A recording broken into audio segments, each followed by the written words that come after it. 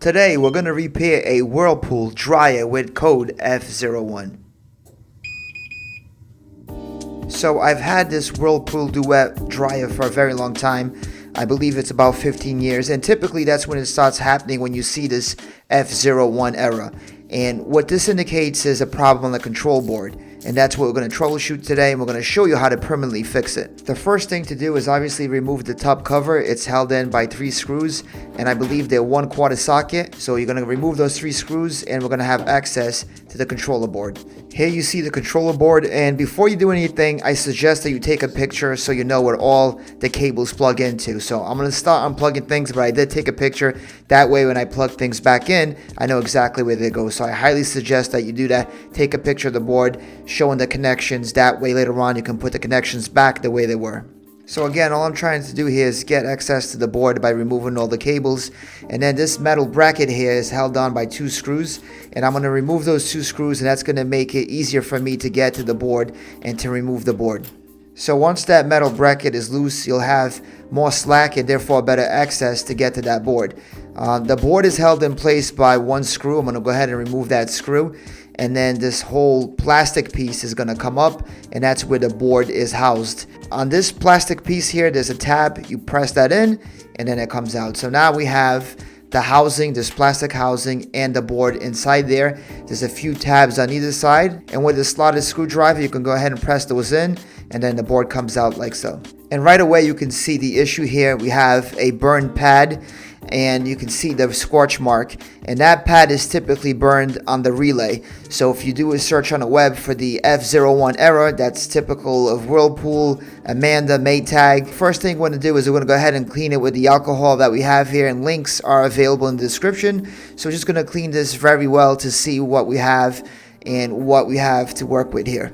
The relay switch is basically just an on and off switch that has an electromagnetic magnet inside, and it allows electricity to flow to various parts of the dryer. Over the years, some of the components inside get corroded, creating more resistance and therefore calling for more electric current, and it burns out not only the relay switch but the pad, as you see here. So the pad is completely gone. You do see a little bit of copper on the trace, and that's what we're going to do. We're going to use that little bit of copper. I'm actually going to go ahead and clean some of that trace to reveal that copper. But because the pad is completely gone, we're going to have to scratch off some of that coating on the trace to reveal the copper. And then we're going to go ahead and solder our leg on the new relay to that. And actually, the first thing I'm going to do is add a little bit more solder to these legs. And what this is going to do is, once I use the desoldering wick, it's actually going to help me remove the solder a little bit better. So by adding fresh solder to the legs on the old relay, when you use the desoldering wick, it's going to help you a little bit more to remove all that solder from those legs. What we want to do is we want to remove this component. We want to remove this relay switch. A lot of videos, there's just reflow solder. But to me, that's not a good fix, because there's something wrong, obviously, with the relay. So if you resolder the relay, it's going to happen again. The best thing to do is replace this relay. In order to replace the relay, we obviously need to remove it, and this is where this solder wick comes in. Once we apply heat to the solder wick, it draws that solder from the legs, and therefore it frees the component itself. So once we get this component freed, we're going to go ahead and clean this board, make sure there's no solder, and then we're going to go ahead and put it back on there and resolder the new legs. So I think it's very important to remove the old relay and replace the old relay with a new one. It's a $10 part. If you go in the description, I have a link for that. But that's the best thing to do. Just reflowing the legs is not really solving the problem, because this relay is obviously defective and not working correctly. So the best thing to do is remove it and replace it with a new one. Again, I'm using the solder wick here to remove any residual solder that's on there. So you want to go ahead and remove as much solder as possible, because we are going to solder a new relay onto this board. So obviously the alternative to soldering a new relay switch is just to replace the board itself. But the board is going to run you anywhere from $200 to $250, where the new relay switch is going to cost you about $10. So it's a lot more cost effective to replace the relay than replace the whole circuit board. Before I add the new relay to this board, what I'm going to do is clean that burn mark from the front of the board and the back of the board as much as I can. And then I'm going to go ahead and hit it with that isopropyl alcohol and just clean it up and have a nice clean board that I can install the new relay switch. Here I'm using the alcohol just to clean that surface as much as I can because I really want a clean surface in order to install the relay switch. Here you can see the old relay switch. You can see that leg which completely burned out. And this is again due to the fact that the contacts inside this relay switch over time, they get dirty, they get damaged. It builds up resistance, and when you have more resistance, you're going to have more current inside the relay switch itself, which turns into heat, and that's what happens. It blew out that leg, blew out the pad. But here we have our replacement relay switch, and the specs are basically the same. You can go in the description to get a link for it. You can see on the board where it goes. There's only really one way where it goes. There's an outline for how the relay switch should fit there, and there's about, like I said, 4 legs that we're going to go ahead and solder back on there. So you can see one of the legs where the pad blew out. We scraped some of that tracer to reveal the copper, and that leg right there is going to connect to that copper that we revealed that's on the tracer. Again, there's an outline on the board itself how the relay should go in there, and you really can't mess this up because you follow the outline and you'll have it in there. You're going to have the 4 legs come out of the 4 holes there where the pads are.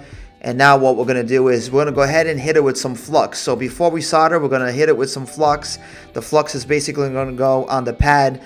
And this is really going to help the new solder stick to the pad and stick to the leg of the relay switch. So it's very important that we use the flux in order to get a good connection between the leg of the relay switch and the pad of the board.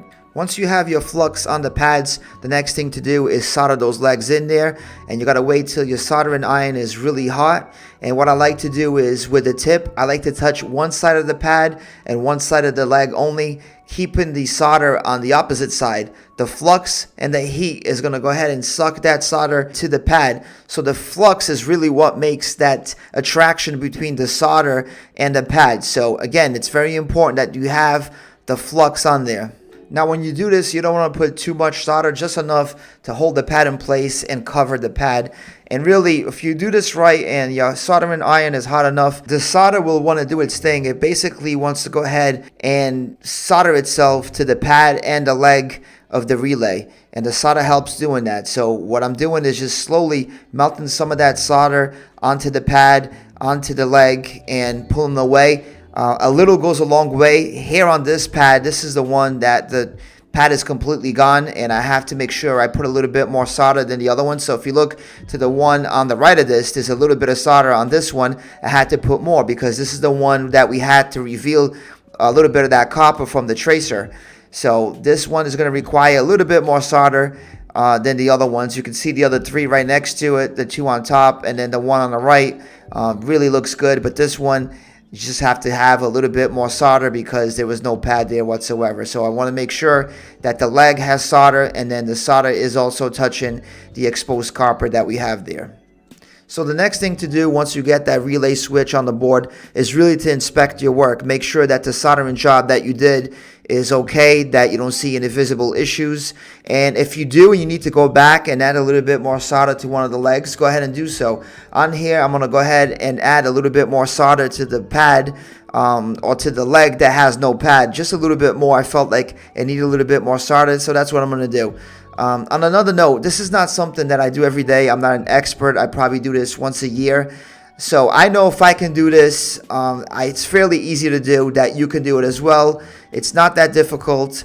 This is very easy to do. There's a lot of space to work here, and you can really get a decent soldering job and get that relay in there the proper way. Once you're done with the solder, once you visibly look at this, the next thing to do is go ahead and clean it with the alcohol again. Make sure it's nice and clean. Once again, once it's clean, look at it, inspect it. You can see that it's nice and tight in there. Look at your solder joints once more. And again, take your time to solder that relay in there, but really make sure that all your solder joints are good. Take your time to visually inspect it, clean it, and then if you feel at this point like everything is all set, put it back the same way that you removed it. Again, you should probably take a picture in the beginning so you know where all these wires actually go and you don't make a mistake, because if you plug it the wrong way, you might blow out the board. So take a picture in the beginning, and it's really going to help you when it's time to reassemble everything back. So I'm putting the screws back on this metal bracket here, and then I'm going to go ahead and plug the rest of the wires to the board. And from there, we should be all set and ready to test it.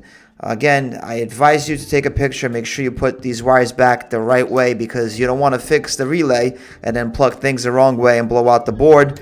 and then guess what? You're gonna have to pay for a new board. It's always better to be cautious, take your time, and make sure that you plug everything back the way it is. And of course, with the picture, that gives you a reference of where all the plugs should go. So now that I have everything together, really the only thing left to do is test it.